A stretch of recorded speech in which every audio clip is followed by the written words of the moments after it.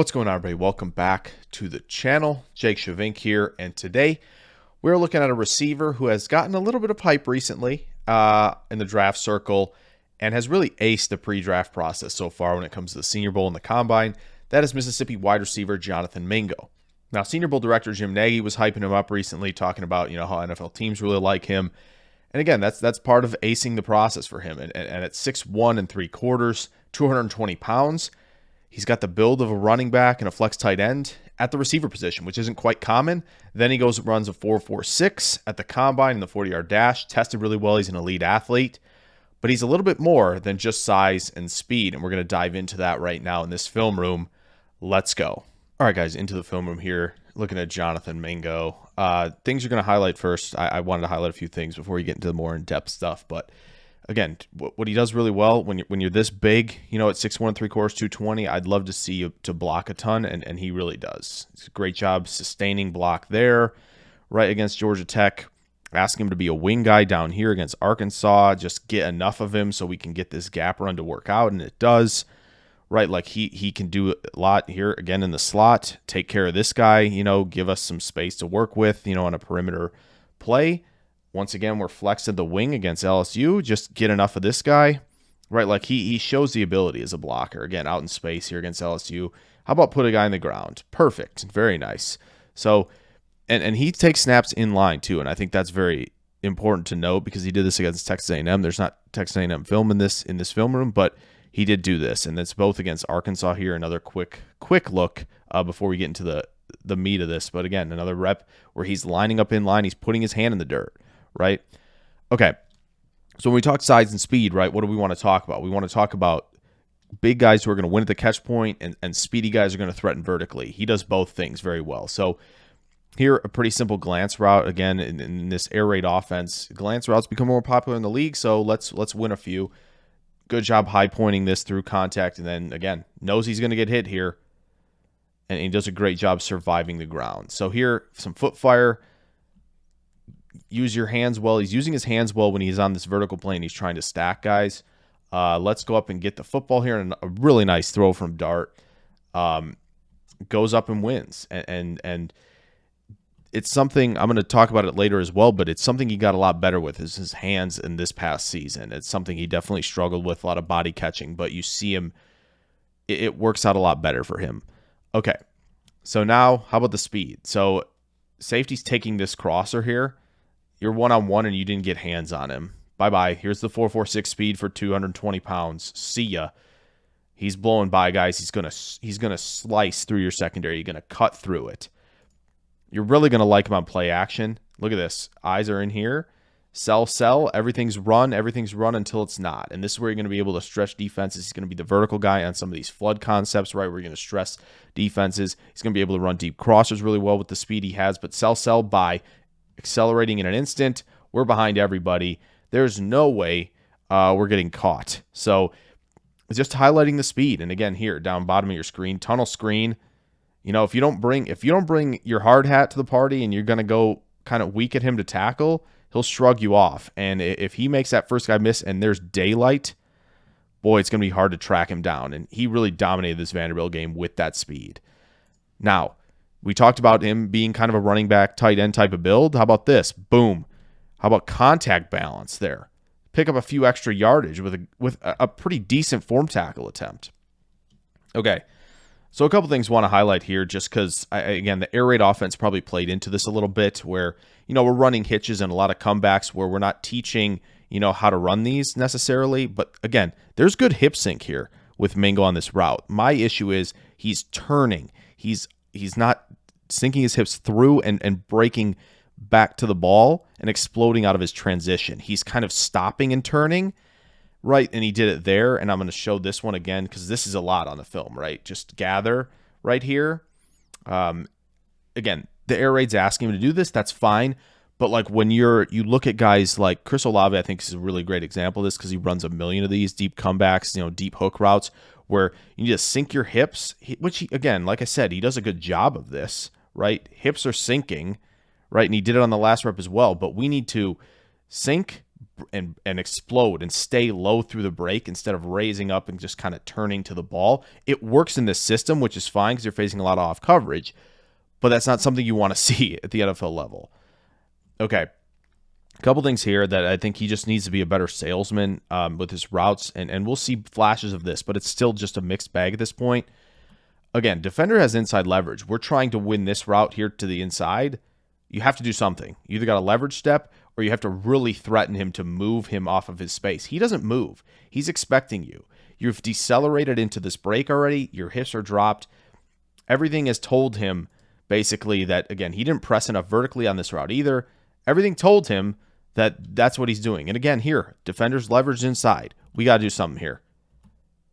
He's not pressing hard enough. He's still chopping his feet before he's entering this break point on this route. Quarterback wants this route, but it's not open. Catch technique gets him at the top of his route. It was picked, so it wasn't a good throw either. But again, 2 reps of the same thing with Mingo there that just highlight kind of the struggle he has of maybe using his speed a little bit more. He's got the flexibility, though, which is interesting. He just needs to be a better route salesman.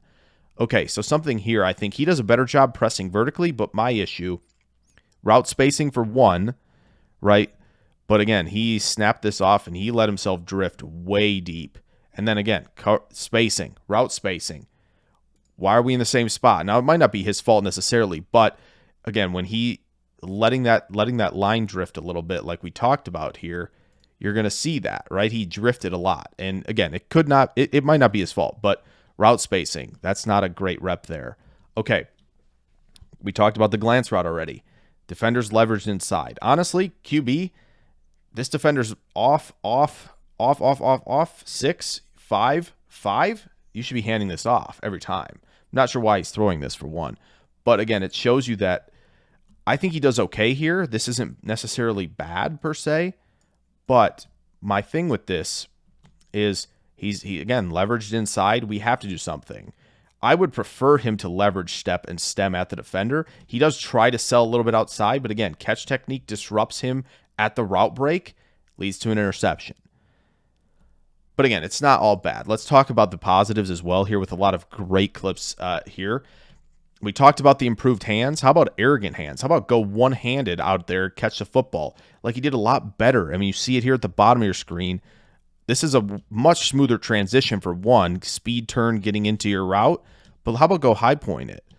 Again, the hands were a lot better. His drop rate was cut in half. He's down to like 5.6% in 2022. That's really good. And I'm impressed with what he can do there. Fender kind of gets out of position, so this helps him. He's still not really pressing vertically enough. But again, hip sync, nice. Nice speed turn into the transition point there to win the out route. So he got a little help there, but that's a lot better route, and I'm impressed. Okay, he did a nice, let's back this up just a little bit here. What I think he does really well is we're coming square, does a little hop step, but he can accelerate so well, and he's fighting through contact. Look at this. We're stacked already. We've won. I wish the quarterback had gotten here quick enough and thrown this because he's even and leaving. He is stacked. He's got positioning. Throws a little late, and we'd love to win this ball a little bit more. Just a little bit mistimed it, but overall really strong rep there. Stacking. Again, here we go against LSU. Fighting with his hands to clear. Got it. We're stacked. I'm at 220. You're not getting to the ball here. I've got the ball. It's mine now. Again, this is the same thing where it's like, okay, we're not really accelerating into this break. We're chopping our feet. We're beginning decelerative. So off coverage helps it. But really what I like here is it's a little bit of body catch. It's still there. So it hasn't gone away, but he's just been better with the drop rate. But what I like is awareness. Where's the defender? Great job, yak stuff here. He's got some yards after the catch in his bag that isn't just speed. A little bit of a penalty there, but overall, you saw the awareness post-catch. Here's some catch to attack transition. Boom, we're planting our foot. Ball is arriving. Whoopsie, make a defender miss. Pick up, 8, 9 yards. That's really nice stuff from him. Okay, my 3 favorite ones here against LSU, all really nice stuff. Okay, he's winning he's trying to run this crosser. What I really like is press vertically, get the defender to turn. Blind spot a little bit here. It's a little bit more zone coverage, but he's doing what he needs to do to get this defender kind of out of his area that he's trying to win.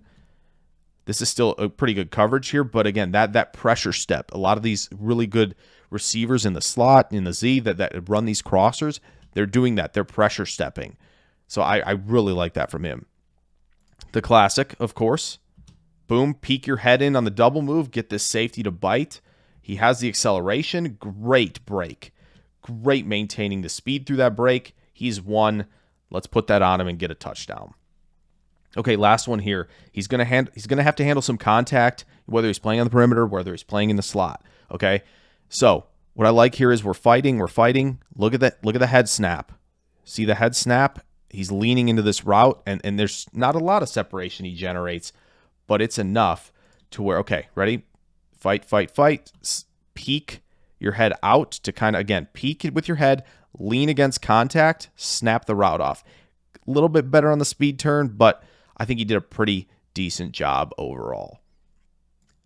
So it's a little bit of a mixed bag, I think, overall with Jonathan Mingo, but you see why I think the hype is gaining steam, right? He's still younger. He's not 22 just yet, but he also tested extremely well. Tremendous athlete, looked pretty good at the Senior Bowl, right? And from some videos that Jim Nagy, the Senior Bowl director, did show, you see that flexibility that he's working on, really pressing hard vertically into his routes, and he has the flexibility to gear down and get through his break transitionally with impressive efficiency. So stuff like that is really encouraging, right? When we want to win the comebacks, the curls, the hitch routes, that stuff is really, really promising for him. But again, that size, that speed, the ability to block, right? Teams that are in 11 that want to add a guy to the run game, he can be an extension of that with how well he blocks. But again, it's not a common build for him at receiver, and that's why I think the hype train is rolling. And I think I've jumped on for sure.